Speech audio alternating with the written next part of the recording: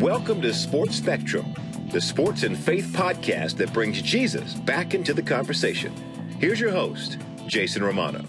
This episode of the Sports Spectrum podcast, part 2 of our conversation with former Texas A&M and Oklahoma quarterback Trevor Knight, is brought to you by Compassion International. For $38 a month, you can release a child from poverty and make a gigantic difference in a child's life by sponsoring them through Compassion International, the most trusted child development ministry in the world.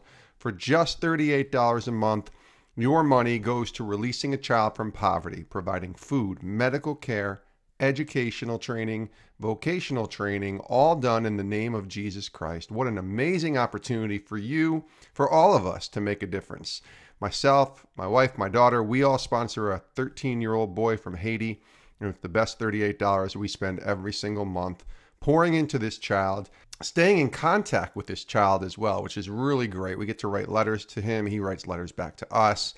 Again, it's the best $38 we spend because we know where it's going. It's going directly to release a child from poverty through Compassion International. Here's your chance. Go to the website, compassion.com/sportspectrum. Compassion.com/sportspectrum. Release a child from poverty. Sponsor a child today. Today's guest on the podcast, this is part 2 of our conversation with Trevor Knight, the former Texas A&M and Oklahoma quarterback, here on the podcast. Yesterday, we released part 1 of our conversation with Trevor, and it was really great. We talked to him about his faith journey, how he came to know the Lord, and where that started for him. We also talked about returning to football. Trevor is going to be returning to play professional football with the Alliance of American Football League that's starting its inaugural season in 2019. He signed with his hometown team, the San Antonio squad. They haven't even named the nicknames for the teams yet. They'll be doing that soon as well. And just a little background on Trevor. He played at Oklahoma from 2012 to 2015 with the Sooners, and then transferred in 2016 to Texas A&M, where he was leading the Aggies there. In 2014, he was the Sugar Bowl MVP, threw for 348 yards and 4 touchdowns, upsetting Alabama when he was a quarterback with the Oklahoma Sooners. And again, yesterday in part 1, we talked about his faith in Christ. We also talked about overcoming his dad overcoming cancer and what that season of life for him as a high school upperclassman, going through that, watching his dad battle through that, what that did to his faith. So highly recommend go back and listen to part 1 of our conversation first, and then come back, listen here to part 2 of our conversation with Trevor Knight. And here we talk about a few other things in his journey, especially in college, when he was with Oklahoma, making that decision to transfer to Texas A&M, and then just a really fun story that he shares about going on a missions trip to Haiti. And I love stories like this. It's probably my favorite story in the interview that we did with Trevor. So lots of good stuff here. Part 2 of our conversation with former Texas A&M and Oklahoma quarterback Trevor Knight here on the Sports Spectrum podcast.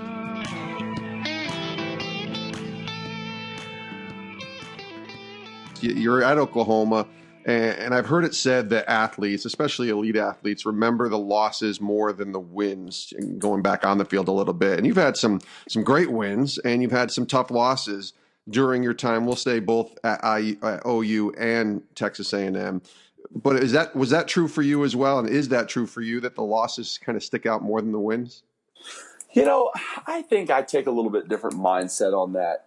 I think the losses sting more than the wins, obviously. Right. But I like to look at things kind of through that positive lens, that positive scope. And I try and hang on the uplifting times, beating Tennessee my sophomore year, and then going to Tennessee the next year and beating them in double overtime, and then playing Tennessee again here and beating them in double overtime on College Gameday and the Sugar Bowl, and really even more so than just games, the interactions in the locker room with different teammates, and being able to speak into their lives and learn about their lives, and go to battle and to work every day with them. Those are the types of things that I really remember. But I'd be lying if I said I didn't remember and kind of feel the sting of some of those losses. For example, the entire year I was here at A&M, we start off the year 6-0. We lose to Alabama. We're 7-1 after another win, and get placed number 4 in the first college football ranking,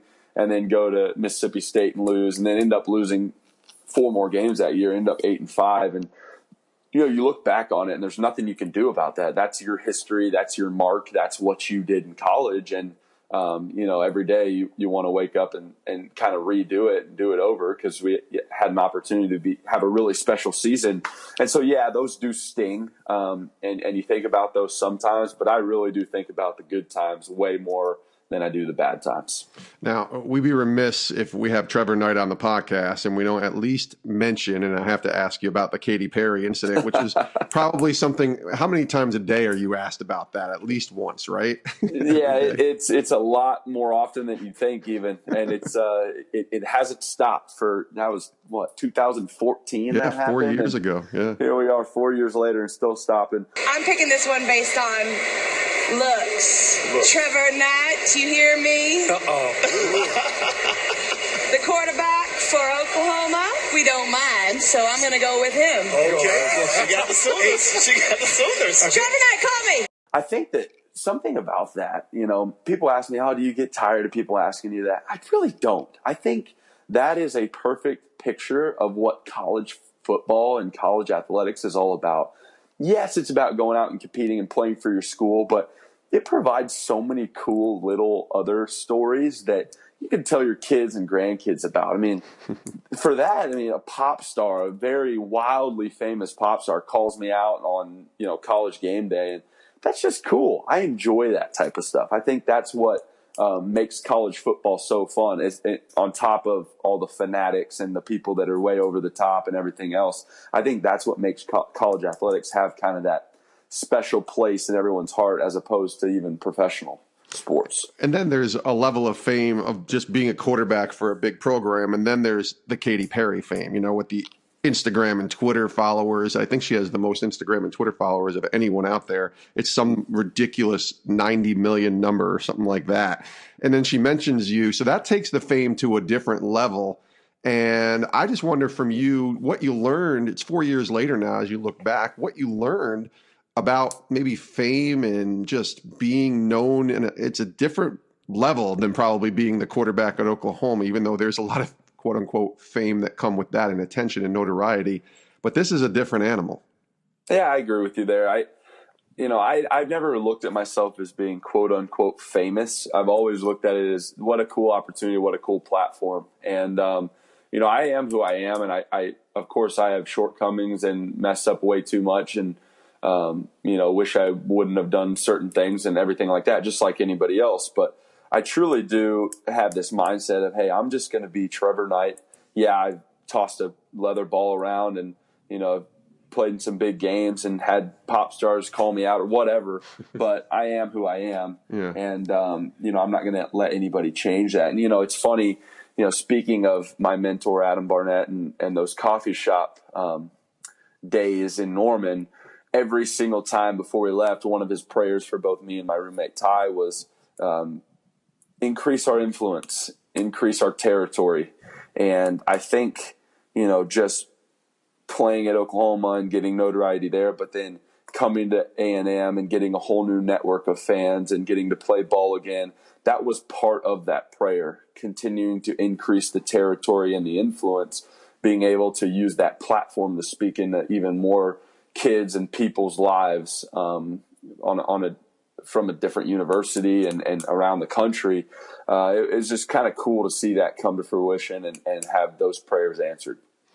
And then you make the decision to transfer. So because you played both at Oklahoma and Texas A&M. So transferring from Oklahoma, tell me about the decision there. But I'm really curious to know about how much prayer and really seeking the Lord's guidance came into play in making that decision. That's not an easy decision.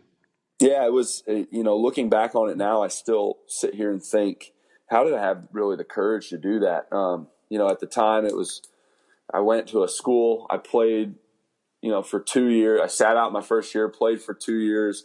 My twin brother was there. I loved the friend group I had. I loved the coaching staff. I loved everything about Norman.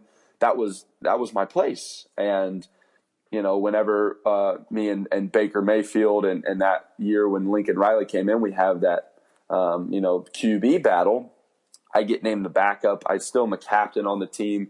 It was difficult for me because the only thing that I was missing at a place that I loved was playing football. Mm-hmm. And I knew in my heart of hearts that I was capable of it. I had played at a high level a lot before, and I wasn't one of those kids that was really angry with the situation. I loved that year, getting to lead from a different perspective, and went to the college football playoff. But as a competitor, of course, I wanted to be on the field. And so that was like the only reason that I was going to leave, to go and get on the field again and play my senior year. Because I could have easily said, it's been a good ride. I'm going to stay here with my brother and my friends and, finish out my career and then, go on and get a 9-to-5 or whatever else. But that goes back to, I just felt like there was more for me. I felt like there was more platform to be gained. I felt like there was more people to impact. And so I really don't even remember how I was able to work through the process. I just started it. And once it started, it was like, okay, well, I guess I'm going to go through this. And I got some really good advice, again, just people speaking into me. And it was from Lincoln Riley and Bob Stoops. And they said, hey, you're valuable here. We need your leadership. We want you here, but we understand your situation, and just don't go do something just to do it. Do it because there's purpose. Do it because you're running to it. And so I started, the process of looking around and all those things. And that what most people don't know, and again, this is part of my story. Yeah, was it difficult to be demoted and become the backup and have to go through the transfer process and deal with all those things? Yes, but at the same time, my parents were going through a divorce, and so that was the off the field issues. At times, I didn't even care about football. I didn't even care about my situation or anything like that. I was more worried about my family and dealing with that. So that's just another kind of piece to what a lot of people don't see. They of course they see the Saturdays and they see the situation in the headlines, but they don't see that everybody's going through something. And I think that's a good principle in life, that everybody's going through something, whether it's small or large. But ended up kind of looking around, and long story short, ended up at A&M. And it wasn't, of course, I got named the starter the day after spring ball after I got down here, and that was the reason I left. But it ended up being, wow, this was an incredible life move, an incredible cultural move, an incredible move to, like I said, extend that territory and meet new people. And this campus wrapped its arms around me. And it was just, in so many different ways, the most incredible decision and move of my life. Let me ask you about moments, because I wonder, do you remember the exact moment when you started thinking about transferring from Oklahoma? Like, I remember there's always moments in people's lives. For me, it was, what was the moment I was going to leave ESPN and walk away? And I remember that exact moment when it was. Is there an exact moment for you when you had to make that, really probably the biggest decision of your life in that way, especially at that time of leaving Oklahoma? Do you remember that moment? Mine was a little bit different. I would say it was kind of gradual. At the beginning of the year, I get named the backup, but it was like, hey, obviously Baker hadn't played in a year and a half, and hey, be ready, if something happens, be ready to go in. It was that mindset. And so Baker, of course, ends up going and just tearing it up for not only a couple games, but a couple years. And obviously had one of the most decorated college careers of anybody maybe ever. But during that season, it was kind of, as the season was going along, kind of seeing the writing on the wall that, that was his team to lead now, and that was his time to step in and be that guy. So I guess you could say it was at the end of the season. We were about to go to the Orange Bowl. We had finished our last game, won the Big 12, and I was sitting at home thinking, wow, I've been kind of thinking about this, but, tried to get it out of my head, because I was unbelievably dedicated to that team. I didn't want any of those thoughts to creep into my mind. I wanted to be ready to go when I was called upon, and I was a captain. I wanted to leave that team in the right way. And so I wanted to manage it the right way. So I knew that it was going to be a time crunch after the bowl game. So I ended up going and talking to Lincoln Riley and Bob Stoops about it right there before the Orange Bowl, and assured them that, I was 100% bought in, and that I didn't want them to let this leak through the cracks at all. I wanted my teammates to know I was fully bought into what we were doing. So that's when they were giving me that advice. I started kind of getting the process going, and it was right after the Orange Bowl where I decided, hey, it's my time to seek this out. I ended up sending the letter out. Long story short, talked to a bunch of schools and ended up at A&M. Well, you had a good year there. Like you talked about earlier, you started off 7-1. You finished 8-5. It's still a good year though overall. You throw for 19 touchdowns. You rushed for 10. Had 600 yards rushing that year too. What did you learn most about yourself in that one season in College Station? I learned a lot of things about myself, really, but on the field, it was a confidence building year. Really, just instead of always worried about, hey, what's around the corner, what's over my shoulder, what's everybody saying about me, those type of things. It was, hey, this is my senior year of college. I'm at a new place. I got the reins. I'm going to go have fun every single Saturday.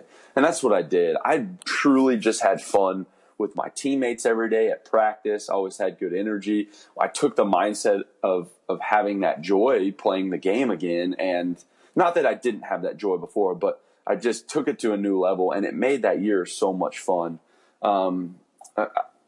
Something else I learned about myself is just that you got to trust God in situations that don't seem ideal. I know everybody goes through these ups and these downs and these mountains and these valleys. Well, every time you're in a valley, you're just on your way back up to a mountain. And every time you're on a mountaintop, you're on your way back down to a valley at some point. And so it kind of takes you back to that illustration of a roller coaster ride. And if you continue to ride that roller coaster ride emotionally, it can get exhausting. But if you just stay constant on top of those mountaintops from a spiritual aspect, from a mentality aspect, regardless where your physical being and what your physical situation is, then life's just going to be so much better. It's going to be so much more joyous. It's going to be so much more prosperous, and you're going to get so much more out of whatever situation you're in. And so I think I learned that even more about myself that year at A&M, that it didn't matter, what I was going through. It was who I was going through it with and who I was putting my hope and my trust in that was going to dictate how I felt each and every day. I will never ask you to compare in the sense of picking which fans are more passionate, because I've heard Sooner fans and Texas A&M fans are both insanely passionate, obviously, for their teams. But can you just describe, I've heard the atmosphere in College Station. I've never experienced it, but I've heard the atmosphere in College Station is like none other in college football. Can you kind of take us through, those who have never been there, kind of what that atmosphere is like and that tradition? Definitely.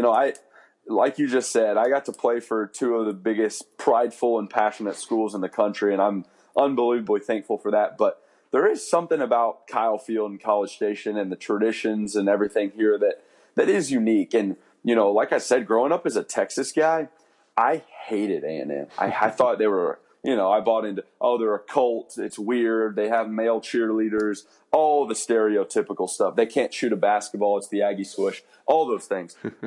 And, it isn't until you come in and you experience that game day and experience, the swaying of the crowd and the yells and everything, that you truly grasp it. And even more so than that, when you're a part of it, it makes it even more special. But I read a couple articles throughout this season, actually, from both Kentucky fans when they came to town and from Clemson fans when they came to town. And, people that are ultimate fanatics of their schools, but came and experienced College Station and Kyle Field for the first time. And both articles were eerily similar in saying, yes, it is a cult. It's weird. It's way different than what we're used to. But, oh, my goodness, it is one of the most unique atmospheres in college football. And it is. I mean, it's a 103,000 person stadium. That's the capacity at Kyle Field. And so it's massive and it's loud and everything. But when you combine that with these sways and these yells and the passion of this university, you can feel it in there, the energy. I would go out on a limb and say it's one of the best, if not the best atmosphere in college sports. Of course, there's rivalry games and everything like that, and I get that. But week in and week out, home field at Kyle Field might be the coolest experience in college sports. Have you gone back as a fan, I guess, since I know you're taking master's classes and you're re-enrolled at Texas A&M? Have you been there as a fan and not as a player to kind of witness it from that perspective? I have. I've been to several games this year, and it was weird. I came back to one game last year, the Auburn game, but kind of was doing some other stuff whenever the entrance happened and everything like that. This year, it was kind of a gut check. I know this is going to sound prideful and everything, and I don't mean it to be, but standing there, I was on the field, kind of to the left of where the team runs out, and it was the same feeling. You hear the drums coming out, our drum line leads us out of the tunnel, and then the music and the same entrance that I had gone through, and felt like everybody was looking at me and looking at us, and we were the only thing that was happening, on the planet at the time. And now I'm just sitting there watching and nobody's looking at me. I'm not in uniform. It was a humbling experience, but, being able to kind of take in the sights and sounds and be a part of the fanship, it solidified that unbelievable culture even more to me. Talking to Trevor Knight here on the Sports Spectrum podcast. You end up finishing your college career. You go to the combine. You don't get drafted, but you end up signing with Arizona. Tell me first, before we talk about your time in Arizona and what you learned from some of the guys there, but how difficult was that for you not to get drafted? Was that hard for you? And maybe how did your faith help you deal with all of that?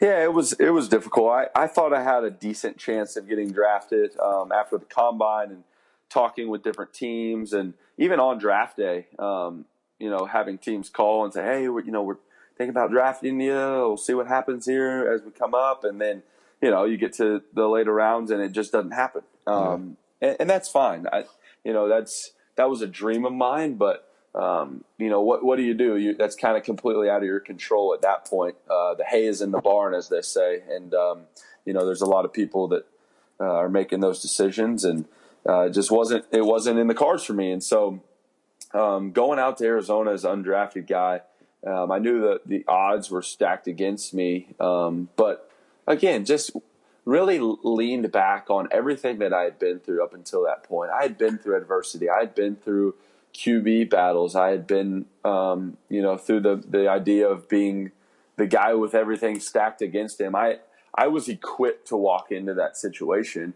And so I went in there and I worked as hard as I could every day.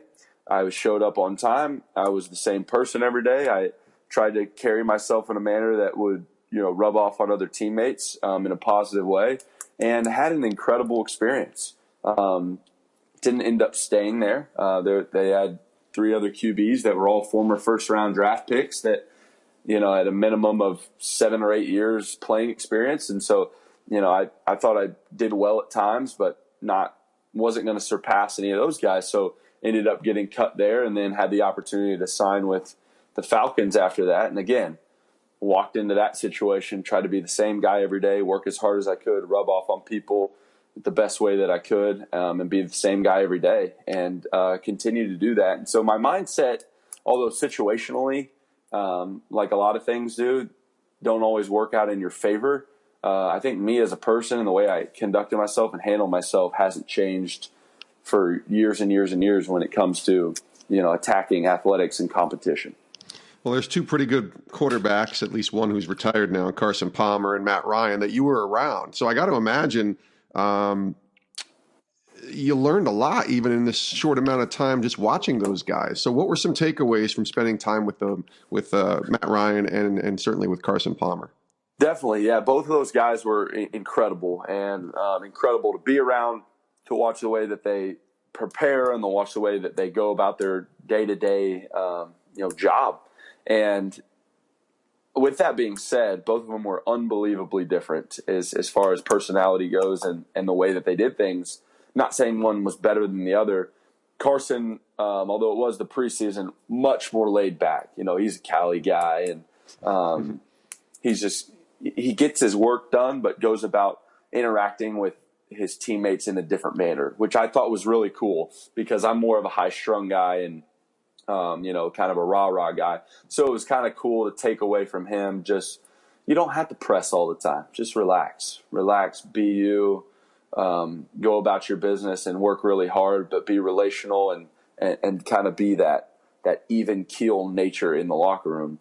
Now, Matt Ryan, on the other hand, surpasses me when it comes to being high-strung and a rah-rah guy. He is unbelievably competitive, unbelievably intense, at times we'd have 30 seconds in between a team meeting and a QB meeting, and he'd be on the board trying to draw stuff up. I mean, it was nonstop, go, go, go, go, go at all times. And so that taught me, hey, this guy is unbelievably dedicated. This is what it takes to, play at this level and play in this league. And so I learned a lot from him as well. And so I think balancing those things out of being a guy's guy, having that even keel nature, but also working extremely hard, and putting in the time and effort to learn the playbook, to learn the game plan.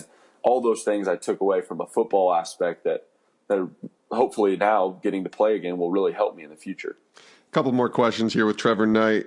You mentioned Haiti earlier, and I remember reading up on some trips that you had taken and some mission trips that you had been a part of to Haiti. Tell us about those experiences and going to Haiti and what you learned there and what that was like.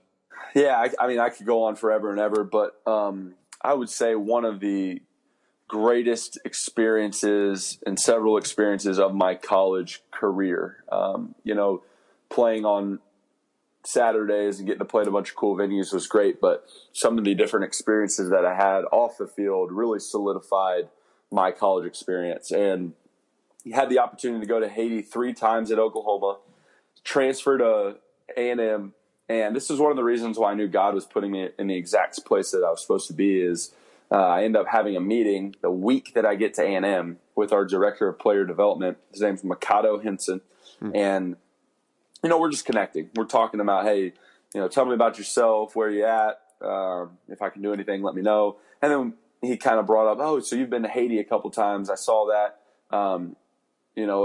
Or do you have any interest in going back? And I was like, oh, yeah, I'm going back this year. The Oklahoma team, they've already got a spot saved for me. I'm looking forward to it, blah, blah, blah, blah, blah.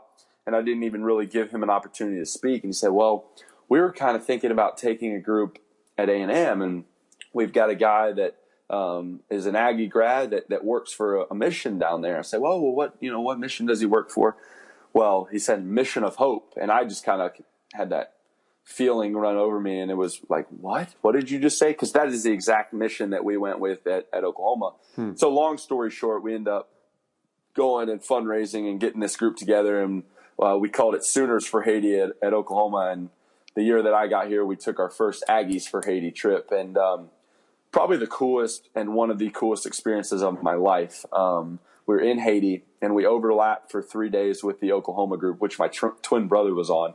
Oh, wow. And there was one night where we got together, and we were at this pastoral training venue that I actually had helped lay bricks on a couple years before, and it had been finished. And we were under there, and we had this worship night where we had a couple Haitian guys that were really, really talented, and they led us in worship. And it was all the Oklahoma group, all the A&M group. And at the end of it, both Mikado, who is our leader of this trip from A&M, and then Adam, who same guy from the coffee shop that led the Oklahoma trip, They came up to me and said that they'd like me to kind of close us out in prayer and close us out for the night. So I walked up to the front. I just got unbelievably emotional because there I was in a place that meant so much to me, in front of me, kind of my old family and now my new family, and I just got super emotional. That was one of the coolest experiences ever. But Haiti in general, that trip, for every group that I was a part of and every team that I was a part of on the football field, was unbelievably beneficial because it allowed us to take a group of our teammates and go and truly serve the nations. And there's something about going out to a workout with a guy and the connection that you have there, but the connection that you gain from going and actually doing real life with somebody and learning about their heart and learning about their family and their past and praying with them and walking into villages and seeing these people that are so joyous with so little, that creates this next level of relationship with those guys. And so it solidified a culture in a locker room where, hey, it's not me walking past so-and-so who's number whatever and they got the locker 2 down from me. It's, hey, I walked past that guy. I went to and served with that guy. I know his heart. I know more about him. And it created that culture of brotherhood that allowed us to be a lot closer as a team. And it paid off way more than just wins on the field. But with relationships, and it still will today, and hopefully it will for the future. So those trips were incredible. They were life-changing from a personal standpoint, but also from a team standpoint.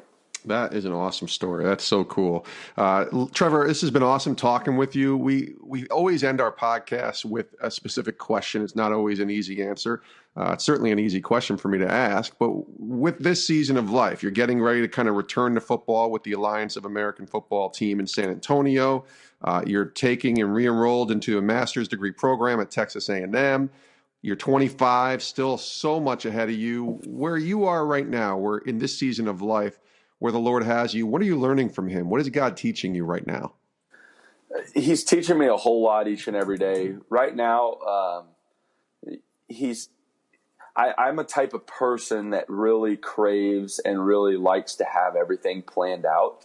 I'm a planner. I want to know what's next. I want to know what I'll be doing. I want to know where I'll be at. I want to know who I'm going to be around. And in this season of life, I'm driving back and forth every week from Austin to College Station and taking classes and working at a wealth management firm a couple days a week and training to go play football, and I'll be in San Antonio. But then what happens after that?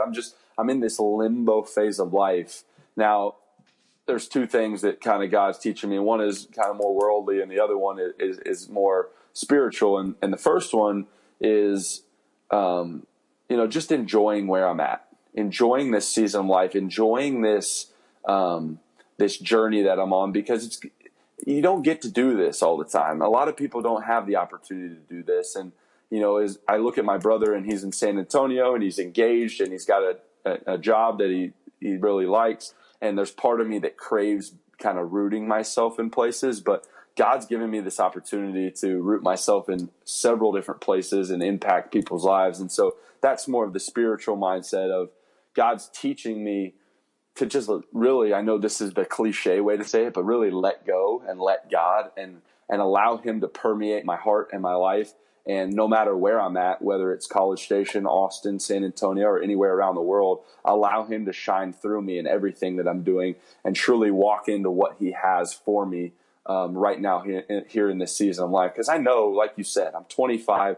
I've got all the time in the world to end up somewhere and get a job that I like and be rooted in a place. But right now, in this limbo season, although I crave being in that community atmosphere, God's teaching me to, allow him to shine through no matter where I'm at. He is Trevor Knight, the former Oklahoma and Texas A&M quarterback, and now getting ready to play football again with the Alliance of American Football Spring League coming up in 2019. Great to talk to you, Trevor. This has been a lot of fun. I love getting to know you. I love the stories you shared, and I wish you nothing but the best. And hopefully next year we get you back on and we share some more stories. Absolutely, Jason. Thank you so much for having me on. This has been fantastic. And we do thank Trevor Knight for joining us here on the Sports Spectrum podcast, former Texas A&M and Oklahoma quarterback. Wish Trevor nothing but the best, and certainly his recovery from a back injury and back surgery and getting ready to return to football in the Alliance of American Football Spring League that makes its debut in 2019. Trevor will be a part of the San Antonio football squad that will be starting play in 2019. So wish Trevor nothing but the best. You can follow him on Twitter at Trevor_Knight9, Trevor_Knight9, and let him know that you heard the interview. Send him a tweet, send him a post on Instagram, wherever it is. Let him know that you heard his story, his journey here on the Sports Spectrum podcast. So we thank Trevor for joining us. We also thank you for listening to this episode of the Sports Spectrum podcast. Please consider leaving a review on Apple, iTunes, of course, where the podcast review area is on the app. Go there and leave a review. Let people know what you think of this episode or any of the episodes of the Sports Spectrum podcast. And we also love to hear your feedback, not only through the reviews, but you can reach us on Twitter, on Instagram, on Facebook at sports_spectrum. And you can tweet at me directly at Jason Romano or email me, jason@sportsspectrum.com. And just check out sportspectrum.com, our website. Really, there's so many good articles on there on the intersection of sports and faith. We have a daily devotional at 6 a.m. Eastern every single morning. And then we have an increase article that gets released as well, which is a first-person article written from an athlete's perspective on things that they're wrestling with, things that they're going through in their journey, both from a faith perspective and from a sports perspective. It's all found at sportspectrum.com. And there's also an area on the website in the upper right-hand side when you go there that talks about Compassion International. For $38 a month, you can take a look at all the children there on our website and see how you can make a difference in a child's life. And the actual URL where you can sponsor a child is compassion.com/sportspectrum. Compassion.com/sportspectrum. Your chance for $38 a month to sponsor a child through the great work being done by Compassion International with food, education, medical care, vocational training, all being done, education, all done in the name of Jesus to release these children from poverty. And you make that difference with your $38 every single month with Compassion International. Sponsor a child today, $38 a month, compassion.com/sportspectrum. Thanks for listening to this episode of the podcast. We'll see you next time right here on the Sports Spectrum Podcast. Have a great rest of your day, everybody.